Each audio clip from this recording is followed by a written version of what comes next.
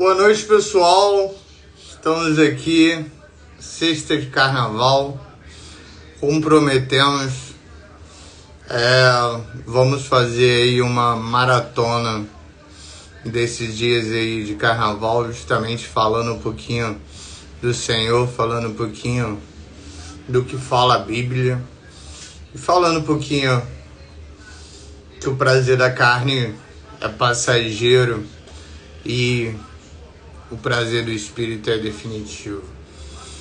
Meu irmão Davi, estou te convidando. Será uma live curta.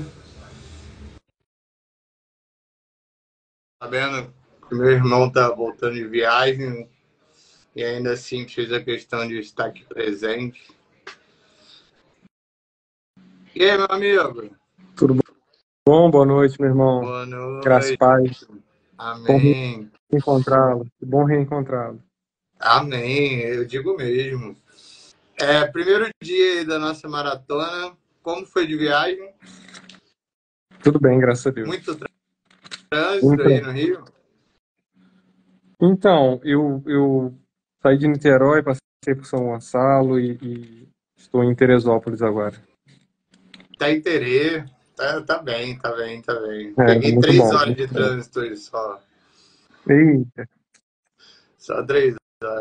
Davi, hoje nós vamos introduzir um pouquinho, né, do tema carnaval, mas falando principalmente, né, e eu ouvi uma frase muito marcante, não sei se você concorda, e hoje eu até perguntei para a Stephanie, por que pecar e por que não pecar, né?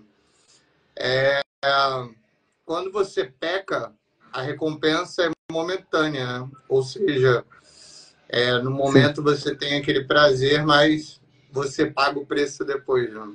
Quando você não peca, você paga na hora, né? Mas a recompensa vem depois, né? Verdade. Então, eu acho que é um pouquinho baseado nisso, né? É baseado no prazer momentâneo, baseado nas tentações, no prazer da carne. E me corrija se eu estiver errado, Galactus, como que pronuncia? O que? O livro bíblico? Gálatas. Gálatas Gálatas. 4,16 fala que o prazer do espírito é eterno, né? E o prazer da carne é momentâneo, né? Deixa eu abrir aqui o texto. Eu acho que é 4,16, se eu não me engano.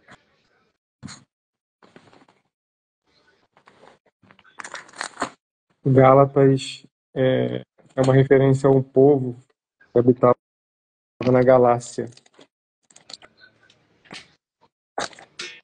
Galácia vem de Galícia, é isso? Oi? Galácia vem de Galícia, Itália, não? Não. Era uma região do outro lado do outro lado do Mediterrâneo. Sim. E era composta ali por algumas cidades. Icônio, Listra, Derbe. Entendi. Deixa eu abrir aqui o texto.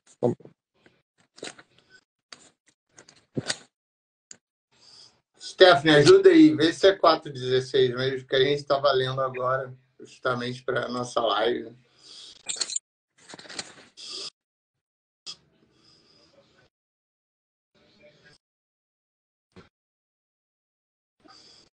Deve ser uma referência a 5,16. 5,16. Vê se é isso. Tá?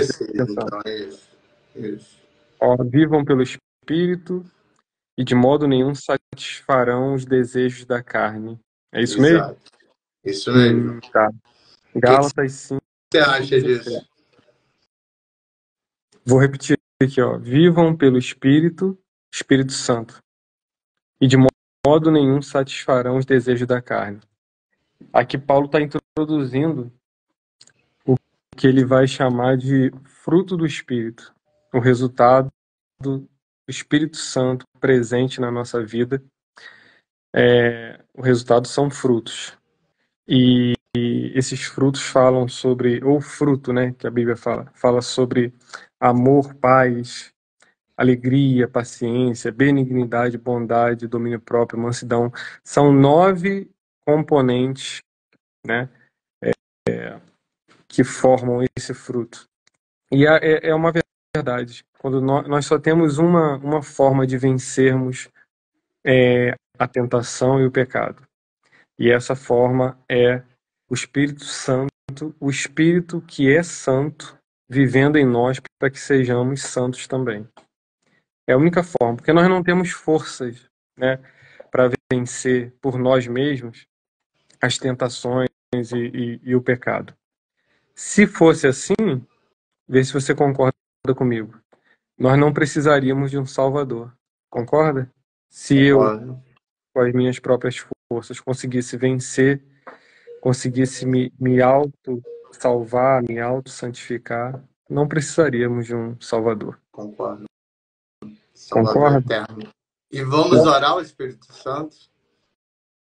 Oi? Vamos orar ao Espírito Santo? Vamos orar, vamos orar. Vamos orar sim. Quem vai orar? Você é o mestre. Eu só estou aprendendo. Amém. Glória a Deus. Mas nós vamos orar, você está falando já para terminar? Não, Qual a sua ideia? para iniciar, a gente só introduziu. Já quer terminar? Não, Vamos introduzir mais não. um pouquinho. Você me deu 10 minutos, pô. Passou só 5. Então vamos orar ao Senhor, então. Pai, nós oramos a Ti nesse momento. Deus, queremos fazer menção, Senhor, da nossa vida pautada, cheia do Teu Espírito Santo, Deus. Sua palavra, como nós lemos aqui em Gálatas 5, Deus, versículo de número 16, vai falar a respeito de uma vida através do Teu Espírito. E quando fazemos isso, quando Deus, de certa forma, damos essa liberdade, permitimos que o Senhor habite em nós, o resultado, Deus, é vencermos os prazeres da carne, o resultado é não satisfazermos os desejos da carne, Deus. Então, nós oramos pedindo ao Espírito Santo do Senhor que habite no nosso coração, Deus, e faça como o Senhor quiser. No nome do Senhor Jesus, nossos irmãos estão conosco, participando desse breve momento de reflexão, que todos nós, Deus, aqui nessa noite, sejamos confrontados para pensarmos no que temos feito, quais têm sido as nossas atitudes, e olharmos para o Senhor, entendermos que o Espírito Santo que o Senhor enviou para habitar em nós, ele é o responsável por uma vida santa, pela santificação, Deus. No nome de Jesus, Pai, no nome de Jesus, oramos ao Senhor. Amém. Amém. Amém. Isso é Davi, interessante. levantando alguns pontos assim, para a gente refletir e até discutir um pouco melhor amanhã. Existe, e continuando também, né, no caminho aí do vivendo com o propósito, do nosso propósito, existe algumas passagens na Bíblia em que o próprio Jesus foi muito tentado, né? Mateus cita o deserto, né, com tentações sobre-humanas, né, com possibilidade de reinados imensos. Existe também quando Jesus fala, né, nem só de pão viverá o homem, né? E também Jesus fala, né, que na dor do deserto viverá o Senhor, né? Então, considerando aí essas 3 passagens e considerando Gálatas, como falamos, como você considera esse momento? Existe alguma passagem bíblica ou algum significado teológico do carnaval, assim?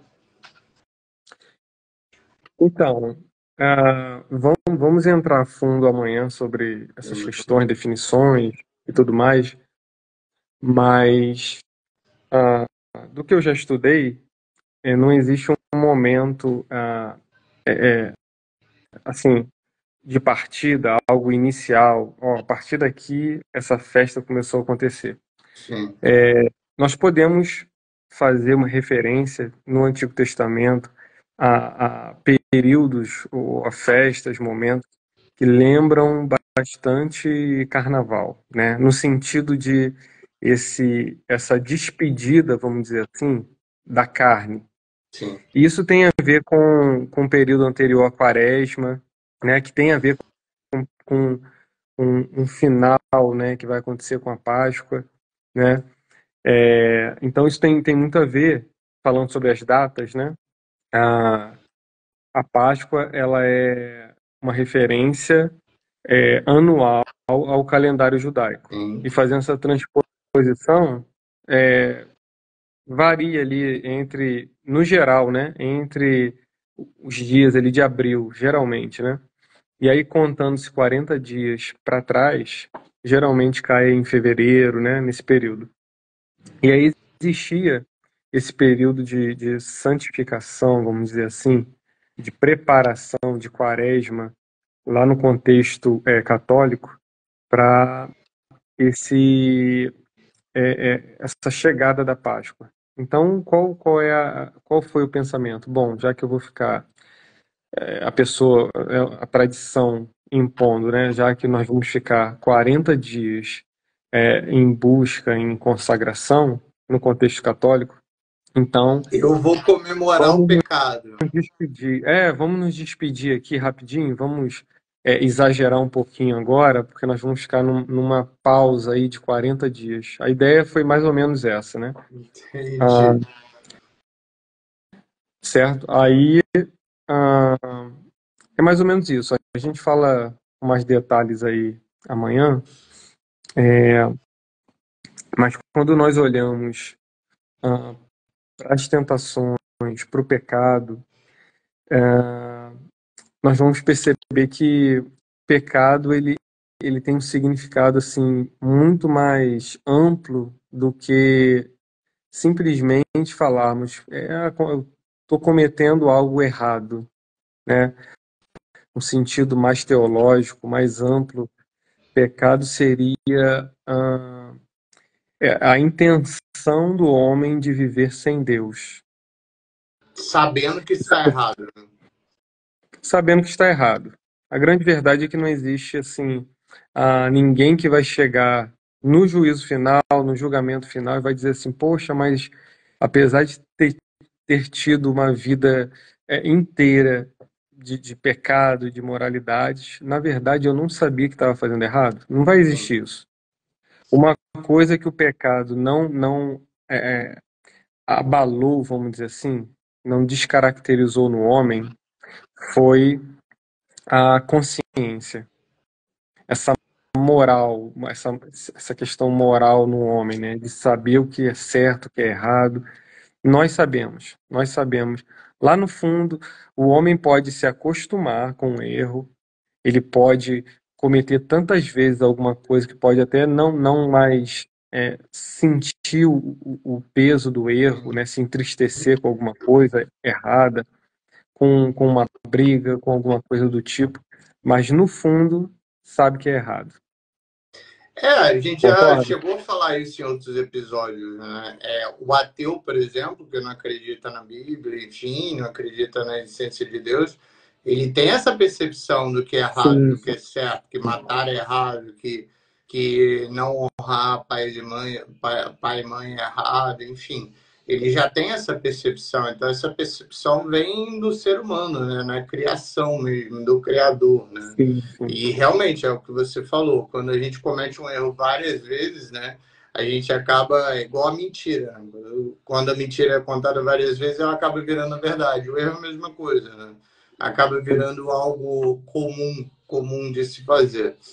Né? Então, eu acho que é uma boa introdução, né? Falarmos um pouquinho disso, falarmos um pouquinho de tentação, falarmos um pouquinho da recompensa, né? Porque a recompensa é, vem na hora quando a gente peca, né? O prazer vem na hora quando a gente pega e a gente Sim. paga o preço depois. E quando você acaba vivendo a vida correta e tudo, a recompensa vem só depois, né? E você acaba pagando na hora por talvez não ir por aquele caminho que é mais fácil ou não realizar circunstâncias mais simples, né? Sim, Mas da introdução eu acho que seria mais ou menos isso. Você já falou basicamente o que eu queria ouvir. Eu tinha muita dúvida sobre essa criação do carnaval, eu imaginava que era isso mesmo, sim, mas eu nunca tinha ouvido assim da parte teológica assim, e faz muito sentido, né? sim, É aquele negócio, né? Ah, vou fazer agora porque daqui a pouco eu vou parar de fazer mesmo e tudo. Então, como se fosse um significado da comemoração do pecado, né? Vou pecar agora porque eu vou ficar 40 dias sem pecar, vou entrar na Páscoa depois, né? sim, sim. Jesus, rapidinho, Jesus conta uma parábola muito interessante que é uma reflexão sobre o que nós estamos conversando. Lá em Lucas capítulo 15, das três parábolas que ele conta, uma delas é a parábola do filho pródigo, ou do filho perdido. E rapidinho ela fala assim: um pai, ele tinha dois filhos, né? Chegou um momento que o filho mais novo chega para esse pai e diz: pai, olha só, é, dê-me a parte da herança que me cabe.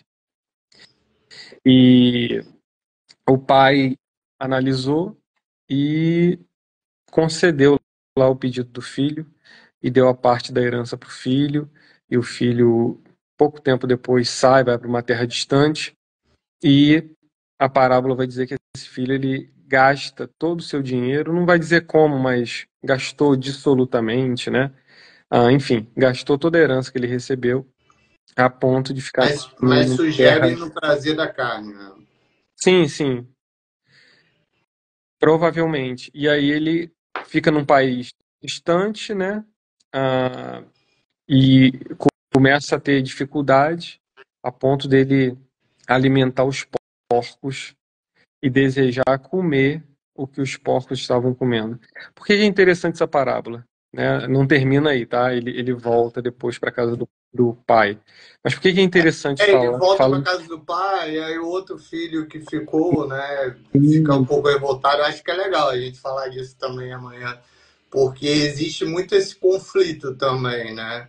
Da pessoa que não peca e querer uma recompensa, ou seja, a pessoa que tem contato com Deus e tudo, e nem sempre Deus escolhe exatamente essas pessoas, né, que já estão salvas, na teoria. Muitas vezes Deus escolhe aqueles que ainda estão perdidos justamente para a salvação, né? E existe um pouquinho também desse conflito, né? Ah, mas eu não peco, eu faço tudo certinho e tudo, eu quero minha recompensa, né? E a outra pessoa que peca, que gastou o dinheiro todo na carne, acaba tendo a recompensa, assim.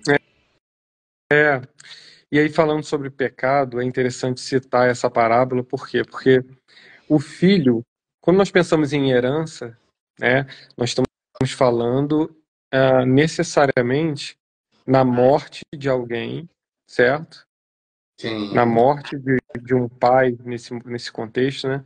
Para o filho receber os bens, vamos dizer assim.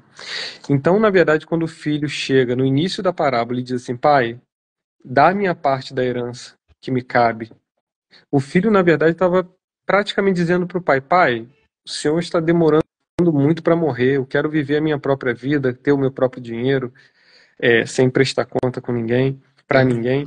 E, então, já que o senhor não quer morrer rápido, pelo jeito vai demorar ainda um bom tempo, você tem como dar a parte da herança para mim e eu vou sair, vou viver a minha vida do meu jeito. Então, isso é muito forte. Isso é muito Muito, forte. muito. E Nunca aí, tinha pensado dessa forma.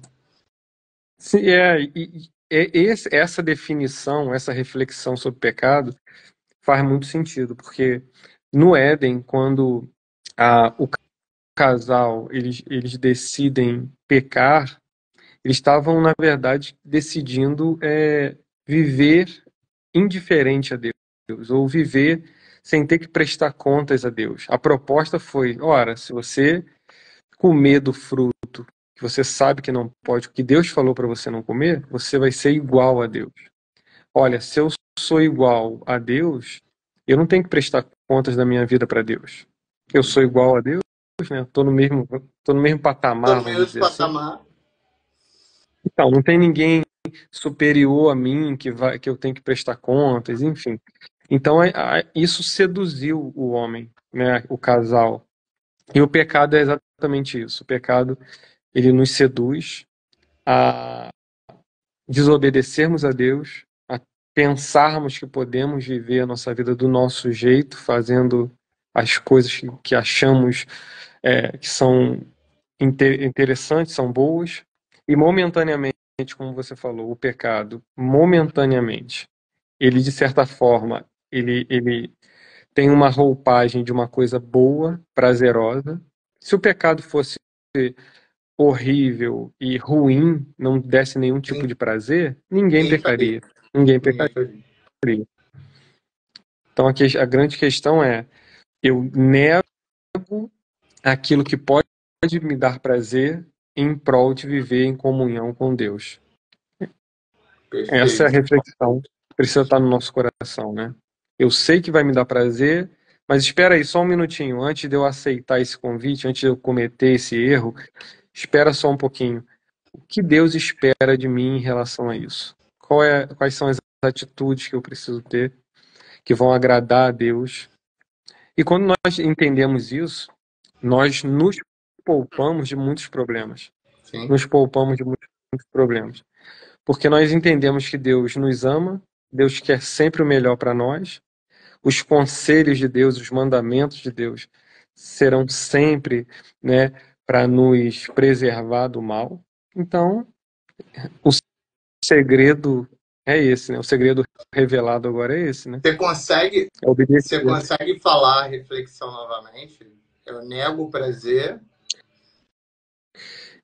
Toda proposta que vem a mim, por mais que eu entenda que vai me satisfazer, que vai trazer um prazer momentâneo, eu preciso parar e refletir o que Deus espera de mim nesse contexto. Quais são as atitudes que Deus espera que eu tenha?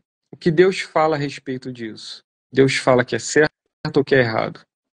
E aí, quando Deus fala que é errado, pode ser aos meus olhos, ou pode me oferecer o maior prazer do mundo. Mas se Deus falou que é errado, eu preciso entender que, na verdade, aquilo ali não vai ser um prazer, não vai ser uma satisfação verdadeira. É uma Não será proposta errada felicidade. do inimigo. Sim. Não, E eu essa... acho perfeito. Acho que é exatamente isso que a gente. Sei o que você acha, mas eu acho que é exatamente isso.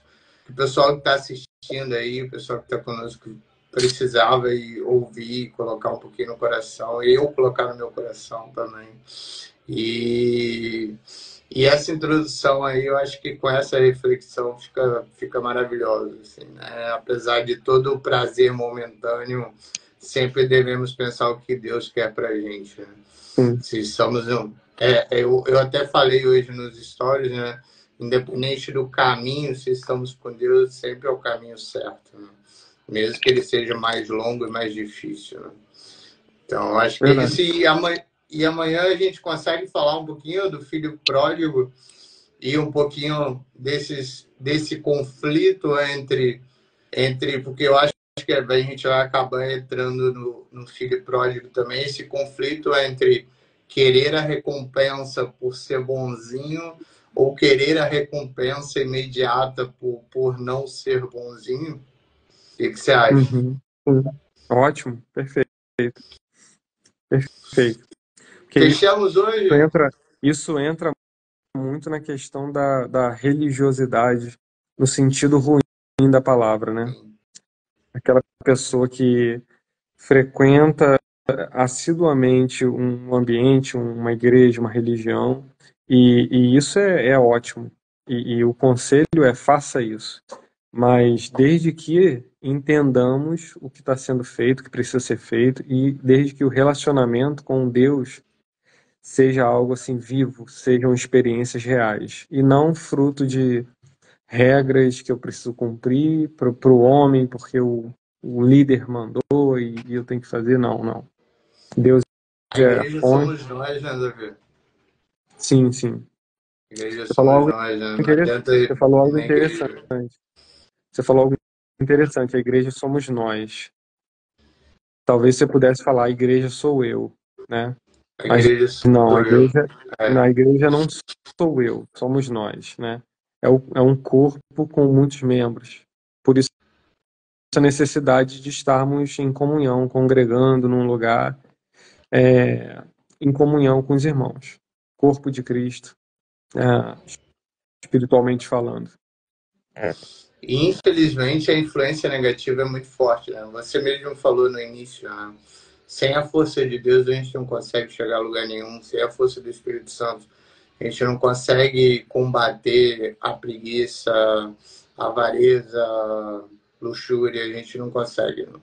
Se não tiver a presença de Deus, nosso caminho, a gente não consegue trilhar e ir pelo caminho correto. Verdade, verdade. Então amanhã nós conversamos sobre isso, sobre tudo isso. Fechadíssimo, meu irmão. Você é o cara. Aproveita Terê. Vai descansar agora. Cidade maravilhosa. Um beijo para Jaqueline, um beijo para Levi, um beijo para todos aí. E Amém. vamos orar? Fique com Deus. Vamos Palavra sim. sua, meu mestre. Eu vi aqui que o meu primo, o Júnior, um abraço aí para Stephanie, tia Gracinha, para todos aí.